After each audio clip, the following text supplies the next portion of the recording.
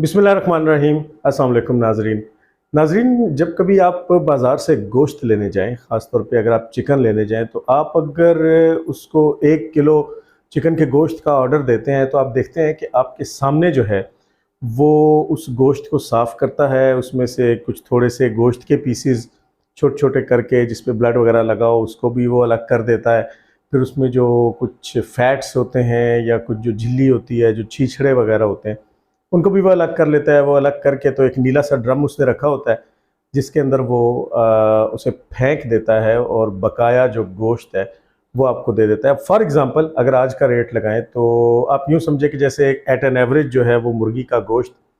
800 रुपये किलो है और 1 किलो में 1000 ग्राम होते हैं। अब अगर आप जाएँगे और आप उससे 1 किलो गोश्त का कहेंगे, तो वो आपके सामने उस चिकन को, उस गोश्त को तोलेगा और उसको पूरा 1 किलो आपको वो दिखाएगा। चाहे वो उसको इलेक्ट्रॉनिक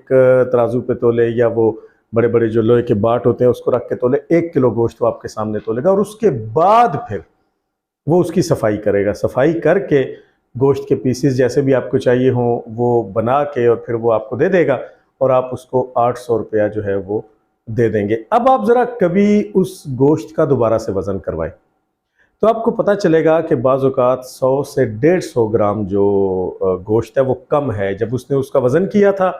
उस वक़्त वो पूरा 1 किलो था। लेकिन जब सफाई के बाद और गोश्त के पीसेस करवाने के बाद आपने दोबारा उसका वज़न करवाया, तो वो 1000 ग्राम के बजाय 850 ग्राम या पौने 900 ग्राम रह गया। तो आपने जो उसको पैसे दिए हैं, जो उसने वो एक स्लेट लगा रखी होती है या जो दूर से उसने लिखा होता है, फॉर एग्ज़ाम्पल अगर वही 800 रुपये किलो है, तो आपको पता चलता है कि 150 रुपया जो है वो उसमें से, या 100 रुपया जो है वो उसमें से उसने मार लिया। अब आप लोग तो बेसिकली ये समझते हैं कि शायद उसने वो आपके लिए सफाई की है और सफाई करने के बाद उसने वो उसको फेंक दिया। वो उसको फेंकता नहीं। जब शाम को वो लोग अपनी दुकान बंद करने लगते हैं, तो उस नीले ड्रम के अंदर मौजूद वो तमाम गोश्त के टुकड़े, वो फैट्स और वो छीछड़े और वो गंदगी जो है, वो एक गाड़ी उनके पास आती है जो उसमें से वो सारा कुछ भर के ले जाती है और फिर इसी से चिकन की फीड बनती है। सवाल ये पैदा होता है कि वो जो शाम को उसके पास गाड़ी वाला आता है, जिसको वो तमाम गंदगी जो है, वो जो वेस्ट है, चिकन वेस्ट है, वो देता है, उससे भी वो पैसे लेता है। गोया जब उसने 1 किलो गोश्त का वज़न किया, जिसमें वो फैट और वो सारा वेस्टेज शामिल था, तो उसने आपसे उस पूरे के पैसे लिए। पैसे पूरे लिए, लेकिन आपको एंड पे जो गोश्त है वो कम दिया। और एक दफ़ा उसने वो पैसे जेब में डाल लिए, अब उसकी मर्ज़ी कि वो उसको फेंके अब या उसको बेच दे। शाम को उसने उसी वेस्ट को दोबारा बेचा। गोया वो जो उसने 800 रुपये का रेट लगाया हुआ था, वो शायद उसको 900 या 1000 रुपये उसकी जेब में चले गए, जबकि आपकी जेब में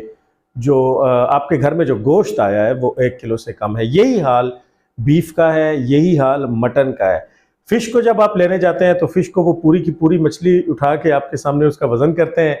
और फिर उसके बाद उस मछली के पेट जो चाक होता है उसके अंदर से सारी गंदगी निकालते हैं, फिर उसकी दुम काटते हैं, फिर उसका सर काटते हैं, फिर उसके छिलके उतारते हैं। और अगेन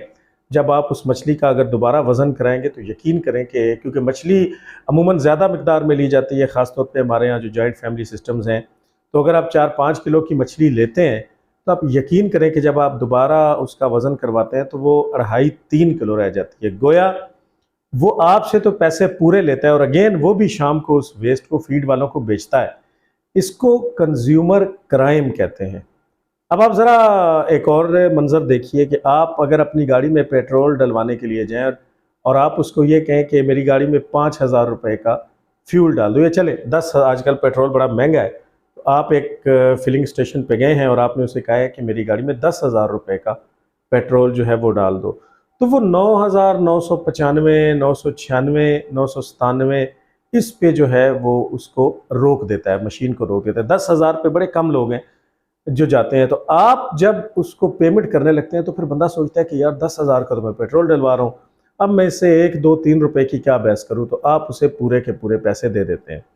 आप एक सिंगल कैरेक्टर हैं जिसने अपने उन 2, 3, 4, 5 रुपयों का हिसाब नहीं किया, लेकिन आप अंदाज़ा लगाएं कि दिन में उसके पास कितनी गाड़ियाँ आती हैं, कितने मोटरसाइकिल आते हैं, कितनी वैन्स, बसेस, ट्रक्स आते हैं, और वो अगर हर एक से 5-5, 10-10 रुपए मार रहा हो, तो शाम को वो अपनी तनख्वाह तो उसी में से निकाल लेता है। और इसको कंज्यूमर क्राइम कहते हैं, जिसका हमारे यहाँ कोई चेक, कोई बैलेंस, किसी किस्म की कोई चीज़ जो है वो नहीं है। अब आप ज़रा कपड़े की तरफ आ जाएं। आप अगर कपड़े के उन थानों को देखें जो दुकानदार फैक्ट्री से ख़रीद के लाते हैं और जिनके ऊपर से अभी मैन्युफैक्चर के स्टिकर नहीं उतरे होते, तो उसमें ख़ास तौर पे जो ख़वातीन के दुपट्टे हैं, वो दुपट्टों का जो थान होता है उसके ऊपर जो टोटल लेंथ लिखी होती है वो मीटर में लिखी होती है। फॉर एग्ज़ाम्पल वो 60 मीटर का थान है या 30 मीटर का थान है या 20 मीटर का थान है, लेकिन जब आप अपने घर की किसी बीबी के लिए वो दुपट्टा खरीदने जाते हैं तो वो आपको दुपट्टा गज में देता है। अब गज और मीटर के अंदर सिर्फ 3 इंचेस का फ़र्क है।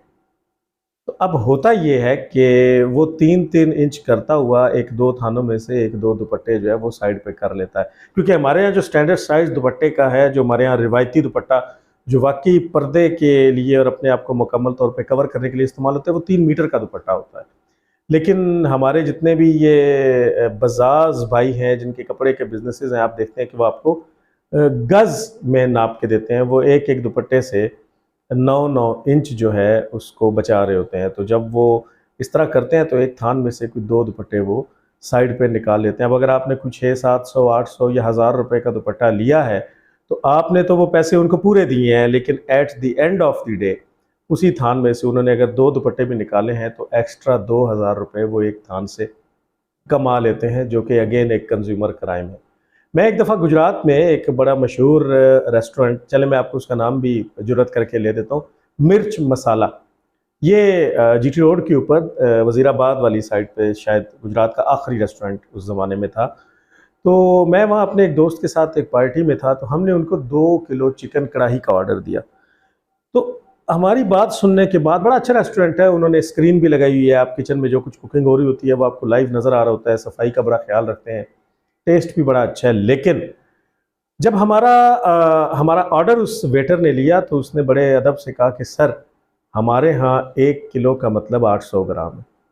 फिर बंदा पूछे कि हम तो शुरू से ये पढ़ते आ रहे हैं कि 1 किलो में 1000 ग्राम होते हैं, तो इसका मतलब है कि अगर हम आपको 2 किलो चिकन कढ़ाई कह रहे हैं तो आपने हमें 2000 ग्राम चिकन कढ़ाई देनी है, लेकिन आप दे रहे हैं 1600 ग्राम। तो इसका मतलब यह है कि अगर आप 2 किलो चिकन कढ़ाई में से 400 ग्राम बचा रहे हैं तो आप तकरीबन 1.5 पाव से ज़्यादा और आधा किलो के करीब जो है वो पैसे तो हमसे ले रहे हैं, लेकिन चीज़ हमें नहीं दे रहे। यानी अगर आप गुजरात के किसी और होटल में जाएं, या पिंडी के या लाहौर के या कराची के, कोयटा, इस्लामाबाद, फैसलाबाद, पेशावर, कहीं भी जाएं तो वो आपको किलो के बदले में 1000 ग्राम ही गोश्त देगा, चाहे वो किसी भी नौइयत का हो, मटन हो, बीफ हो, फिश हो या चिकन हो, और वो उसके पैसे ले लेगा। ठीक है, उसके ऊपर जो भी एक्स्ट्रा उसकी मेकिंग है या जो उसमें मिर्च मसाले डले हैं, ये उनका अपना जो स्टैंडर्ड है, जो रेट है। लेकिन अगर वो आपको बोल के ये कह रहे हैं कि हमारे यहाँ किलो का मतलब 800 ग्राम है, तो इसका मतलब ये है कि वो एक बहुत बड़ा कंज्यूमर क्राइम कर रहे हैं। वो आपको खाना कम दे रहे हैं और आपसे पैसे जो है वो पूरे के पूरे ले रहे हैं। और जब उन्होंने वही चिकन या वही बीफ या वही मटन बाजार से ख़रीदा था तो उन्होंने पूरा 1000 ग्राम के हिसाब से ख़रीदा था। तो ये भी कंज्यूमर क्राइम है। इसके ऊपर कोई फूड अथॉरिटी, कोई जितने भी हमारे शुरफा, हुकूमत की तरफ से हमारे जो लोग हैं, जो हमारे वहाँ के अफसरशाही है, उनको कोई एतराज़ नहीं, क्योंकि वो अपनी गाड़ी में पेट्रोल भी ज़रा अपनी जेब से कम ही डलवाते हैं माजरत के साथ, और अपने पेट में जो खाना डालते हैं उसके पैसे भी कभी कभार ही देते हैं। तो उन्हें इससे क्या लगे, भाड़ में जाएं लोग। वो 800 ग्राम के हिसाब से 1 किलो की पेमेंट करें, वो 500 ग्राम के हिसाब से करें, या वो 1000 ग्राम के हिसाब से करें। अब इसमें जो सबसे बड़ा जुल्म पाकिस्तान में है, पाकिस्तान में इस वक्त जो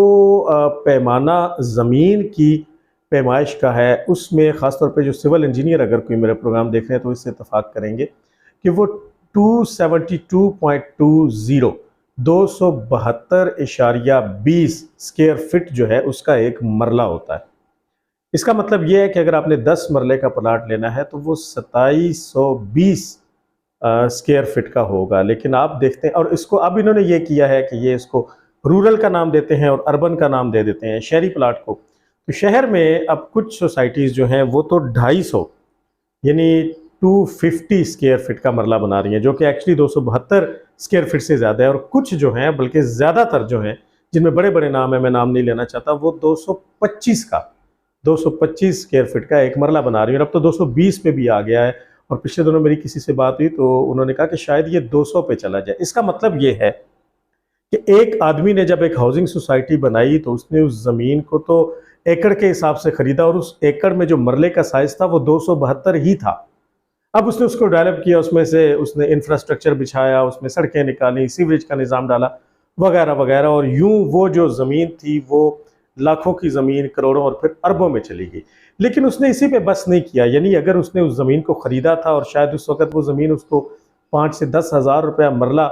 मिल रही थी, तो अब वो 5 से 10 लाख रुपया मरला उसको बेच रहा है। लेकिन इस पे भी यानी वैल्यू एडिशन तो उसने कर ली, लेकिन इसके बावजूद वो इस पे बस नहीं करता और उसने मरला छोटा कर दिया, ये बहाना लगा के कि मैंने गलियां और सड़कें निकाली हैं। भाई गलियां और सड़कों के बगैर तो प्लाट प्लाट ही नहीं होते, कहाँ मकान एक दूसरे से जुड़े होते हैं। तो इसका मतलब ये है कि अगर एक शख्स ने एक सोसाइटी में प्लाट लिया, मैं आपको आसान लफ्ज़ों में यूँ समझाऊँ कि अगर एक नई सोसाइटी है जहाँ निस्बतन प्लाट सस्ते हैं और एक कनाल का जो प्लाट है वो 1 करोड़ का है, तो इसका मतलब ये हुआ कि 5 लाख रुपए मरले के हिसाब से। लेकिन अब आपने तो उसको 1 कनाल के पैसे दिए हैं, ये उसने आपसे 1 कनाल के पैसे लिए हैं, लेकिन आपको वो इन रिटर्न जो चीज़ दे रहा है वो 225 वाला मरला दे रहा है। तो आपको जो टोटल प्लाट मिल रहा है वो तकरीबन 16 मरले है। इसका मतलब ये हुआ कि वो आपको 4 मरले की डंडी मार रहा है, जबकि आपने फी मरला 5 लाख रुपया दिया। तो इसका मतलब ये हुआ कि आपसे वो 20 लाख रुपए तो उस चीज़ के ले रहा है जो उसने आपको दी ही नहीं। वो आपसे 20 मरले के पैसे ले रहा है लेकिन आपको 16 मरले दे रहा है, तो 20 लाख तो वो वहां से साइड पे कर रहा है, पीछे रह गए वो 16 मरले। उन 16 मरलों को वैल्यू एडिशन दे के उसने आपसे 1 करोड़ रुपया जो है वो पूरा ले लिया। अब यही वजह है कि जब शहर में आप 5 मरले का घर बनाते हैं तो आपको बड़ा तंग सा लगता है, बिल्कुल डरबा सा लगता है, क्योंकि वो 225 के हिसाब से बड़ा छोटा हो चुका होता है। और यही हाल है कि अगर आप किसी देही इलाके में जाएं, या कुछ अल्लाह के बंदे जो अल्लाह के खौफ से और ये नाप तोल में कमी के अजाब से डरते हैं और जिन्होंने 272.20 का मरला रखा हुआ है, वहाँ पे 1 कनाल का घर एक बड़ा स्पेशियस और बहुत बड़ा घर आपको लगता है। लेकिन आप 1 कनाल के पैसे दे के 16 मरले लेते हैं, और इसका सेहरा उसी शख्स के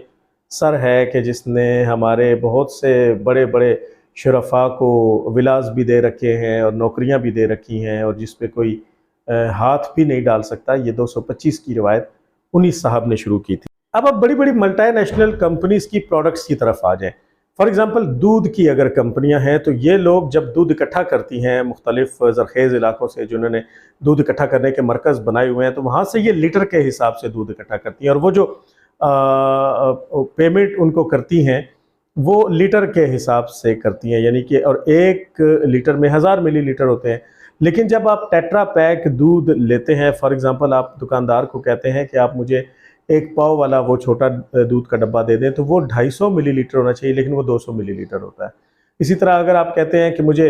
1 किलो का दे दें, तो वो बाज़ कंपनी ने 800 मिलीलीटर, बाज़ ने 900, बाज़ ने 950, बाज़ ने 850 लिखा होता है। और ये जो बच्चों को पिलाने वाले दूध है, मैं यहाँ किसी प्रोडक्ट का नाम लेके कोई कंट्रोवर्सी पैदा नहीं करना चाहता, आप अपने तौर पे देखें कि जो मिल्क पाउडर वगैरह हैं मुख्तलिफ फार्म में, उसमें कुछ टी वाइटनर भी हैं, जब आप उसको बाज़ार से लेने जाते हैं तो उसमें 1 किलो वाले बड़े आपको कम मिलते हैं, ना होने के बराबर है। मोस्टली ये है कि अगर आप किलो का पैक लेते हैं, पैकेट लेते हैं, तो वो 900 ग्राम होता है या 850 ग्राम्स होता है। और इसके अलावा जितने भी मिर्च मसाला जात हैं उनके अंदर भी यही डंडी मारी जाती है। अब जो ख़रीदने वाला है, जो एंड यूज़र है, जो आप हैं, जो हम हैं, उसको ये नुकसान उठाना पड़ता है। आखिर में हुकूमत से इस बात की हम क्या अपील करें? अब आप एक तमाशा देखें कि पाकिस्तान में अगर किसी शख्स की तनख्वाह 50,000 रुपये से ऊपर है, यानी उसकी तनख्वाह अगर तो 50,000 माहाना है, तो फिर तो उस पर टैक्स नहीं है, वो 50 का 50 लेगा। लेकिन अगर उसकी तनख्वाह 50,000 से ऊपर 51,000 है तो फिर उसको टैक्स लगेगा। इसका मतलब ये है कि अगर मैं एक जॉब करता हूँ, या अगर कोई एक ऐसा शख्स जॉब करता है जिसकी 1 लाख रुपया तनख्वाह है, तो 1 लाख रुपया तनख्वाह उसको जब मिलेगी तो उसमें से हुकूमत अपना हिस्सा वसूल कर चुकी होगी। अब उस शख्स की टोटल कमाई, जिसमें उसने अपने घर का किराया देना, बिजली के बिल देने, बच्चों की फ़ीस देनी, हॉस्पिटल में अगर कोई बीमारी आ गई है वो करना है, ग्रॉसरी लेनी है, दूध, गोश्त, अंडे, सब्ज़ी, दालें, सब कुछ लेना है, तो वो जो उसने 1 लाख रुपया तनख्वाह पे जहाँ वो काम कर रहा था, अब उसने जब वहाँ से तनख्वाह वसूल की तो वो 1 लाख रुपया नहीं मिली, वो तकरीबन 90,000 87,000 रुपया उसको मिली। बाकी गवर्नमेंट के खाते में इनकम टैक्स के नाम पे चला गया।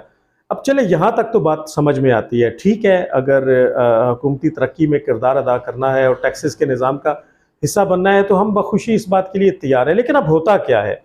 अब वो जो 87,000 रुपये उसके पास आए हैं वो टैक्स से पाक हो चुके हैं, उसमें उसने टैक्स दे दिया है। अब वो 87,000 असूलन तो उसमें से उसे अब कुछ नहीं करना चाहिए, लेकिन उसमें से वो अगर अपने बच्चे के लिए दूध लेता है तो उसके ऊपर भी सेल्स टैक्स है, जीएसटी है। अगर उसमें वो किसी रेस्टोरेंट में खाना खाने जाता है अपने बीवी बच्चों के साथ, उस पर भी टैक्स है। वो अपने मोटरसाइकिल या गाड़ी में अगर पेट्रोल डलवाता है तो उस पर भी टैक्स है। और अगर उसने एक छोटी सी गाड़ी रखी है और वो किसी टोल प्लाजा से गुजरता है, चाहे वो मोटरवे हो चाहे वो जीटी रोड हो, तो वहाँ पे भी वो टोल टैक्स जो है वो अदा करता है। हत्ता कि अपने बच्चों की फीसिस के साथ वो टैक्स अदा करता है, कपड़े जूते के साथ टैक्स अदा करता है, वो मोबाइल में कार्ड डलवाता है वो उसमें टैक्स अदा करता है, वो मोबाइल की कॉल सुनने में टैक्स अदा करता है, वो अगर उससे कोई बचत करके मकान बनाने की कोशिश करता है तो उसकी हर एक प्रोडक्ट में वो टैक्स अदा करता है। और अगर वो कोई बड़ा सियाना आदमी है और उसने उसमें से एक अच्छी खासी बचत कर ली है तो उस बचत में अगर वो एटीएम से पैसे निकलवाता है तो हर ट्रांजैक्शन पे वो टैक्स अदा करता है। अगर वो चेक से ट्रांजैक्शन करता है तो हर ट्रांजैक्शन पे वो टैक्स अदा करता है, जबकि 13,000 रुपये इस 1 लाख रुपए में से टैक्स वो ऑलरेडी दे चुका है। ये वो कंज्यूमर क्राइम है कि जिसकी तरफ कोई शख्स तवज्जो नहीं देता। वो जो बड़े बड़े लोग हैं, वो जो बड़े बड़े नाम हैं जो असम्बलीज़ में बैठे हैं, जिनकी खरबों रुपए की जायदादें हैं और जिनके वो मालिक हैं, वो चंद लाख रुपया टैक्स देते हैं और बाज़ बल्कि ज़्यादातर तो वो भी देना गवारा नहीं करते। लेकिन आवाम को एक तरफ टैक्सों की इस गैर मुनसिफाना तकसीम ने